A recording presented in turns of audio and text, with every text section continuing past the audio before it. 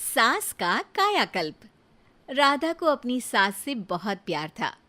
Mummy जी, आपकी साड़ी कितनी प्यारी लग रही है। काश मैं भी आपके जैसी साड़ी पहन पाती।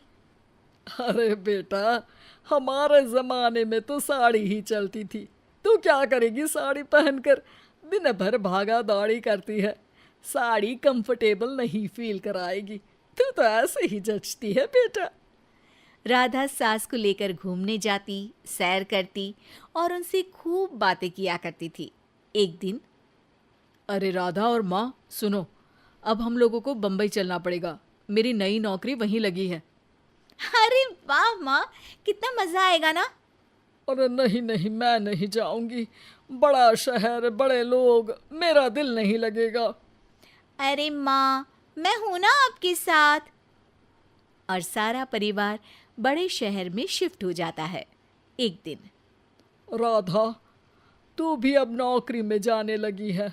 मैं तो बोर हो जाती हूँ। सोच रही हूँ आसपास की औरतों से दोस्ती कर लूँ। हाँ हाँ माँ, और क्या।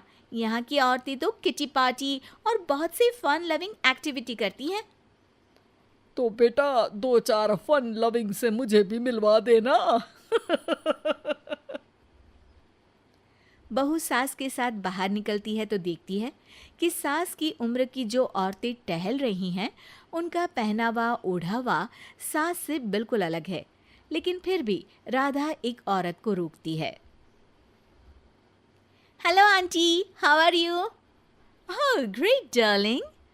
आंटी, हम लोग यहाँ नए शिफ्ट हुए हैं। ये मेरी मम्मी है। क्या ये कल से आप लोगों को ज्वाइन कर सकती हैं? वो औरत सास की तरफ बड़ी ही अजीब नज़रों से देखती है, फिर कहती है, अब ठीक है, कल से भेज देना। सास समझ जाती है कि उस औरत को वो ठीक नहीं लगी, लेकिन फिर भी वो कुछ नहीं बोलती। अगले दिन, अरे माँ, अच्छी सी साड़ी पहनकर तैयार होकर जाइए। आपको आपकी दोस्तों के पास जाना है ना।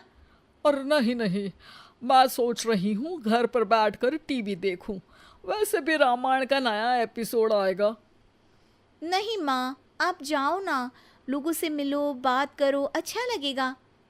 ना चाहते हुए भी सास उन लोगों के पास जाती है, लेकिन सभी सास से बुरा व्यवहार करते हैं। सास मुंह लटकाकर घर आ जाती है। बहू समझ जाती है कि सास को कुछ हुआ है। वो रोज सास को पार्क में भेजती, लेकिन सास रोज मुंह लटकाकर वापस आ जाती। क्या हुआ माँ, आप बाहर जाकर खुश नहीं होती हैं? अरे बेटा, खुश तो हूँ लेकिन लेकिन क्या माँ, आपको तो लोगों से मिलना, बातें करना अच्छा लगता था। मैं देख रही हूँ कि आजकल आप बाहर से आती हैं तो परेशान सी दिखती हैं। सास कुछ नहीं कहती, अपने कमरे में चली जाती है। अगले दिन राधा चुपके से सास के पीछे पार्क में जाती है। हेलो, कैसे हैं आप लोग? एक औरत मुंह बनाकर साइड हो जाती है। सभी एक दूसरे से बात करती हैं, लेकिन राधा की सास साइड में चुपचाप अकेली बैठी रहती हैं। राधा घर आती है और सास के वापस आने का इंतजार करती है। सास मुंह लटकाकर घर आती है। अरे मम्मी जी, तब से इंतजार कर रही हूँ, जल्दी तैयार हो जाइए, मार्केट जाना है। राधा सास को लेकर बाजार जाती है और उन्हें कुछ मॉडर्न कपड़े दिलाती है। अगले दिन सास उन कपड़ों को पहनकर पार्क में जाती है।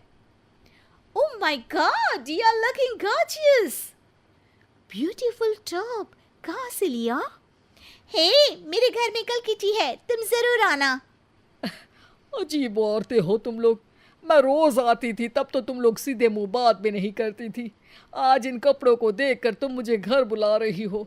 लेकिन सुनो, अब मुझे तुम लोगों से कोई बात नहीं करनी और ना ही दोस्ती करनी है। अरे तुम तो बुरा मान गई। वैसे दोस्ती नहीं करनी थी तो ये कायाकल्प क्यों किया? ये मेरी बहू ने किया है। मैं यहाँ सिर्फ ये देखने के लिए आई थी कि तुमको मुझसे समस्या है या मेरे कपड़ों से। कपड़े तो बदले जा सकते हैं। अच्छा चलो, जो भी हो, अब हम लोग तुम्हें अपने साथ रखने को तैयार हैं। लेकिन अब मुझे तुम लोग नहीं पसंद। ये बोलकर राधा की सास वहां से चली जाती है। वाह माँ जी, आज तो आपका चेहरा खिला खिला सा लग रहा है। लगता है आपकी सहेलियों ने आपको अपना लिया। हाँ, वो तो अपनाना ही था। दिखावे वाली जो है वो, मेरे कपड़े बदलते ही उनका दिल बदल गया। लेकिन आज मैं उन्हें मना कर आई, अरे क्यों माँ जी? क्योंकि उन लोगों को मुझसे नहीं मेरे कपड़ों से दोस्ती करनी थी। वैसे मेरे पास तो तू है ना, मेरी प्यारी बहू, मुझे किसी की जरूरत नहीं है। अरे नहीं नहीं माँ जी, आप ऐसा क्यों सोच रही हैं? बेटा ये गलत भी तो नहीं है, जैसा देश वैसा भेष। क्यों? ठीक है ना माँ, अब जब ये हम लोगों का देश है तो क्यों ना हम यहाँ का भेष अपना ले। हाँ हाँ जरूर, मैं तो तैयार हूँ। समय के साथ खुद को बदलने में कोई बुराई नहीं है, लेकिन कहीं नकल के चक्कर में बंदर ना दिखने लगूं। खैर, बहू लग जाती है सास की कायाकल्प।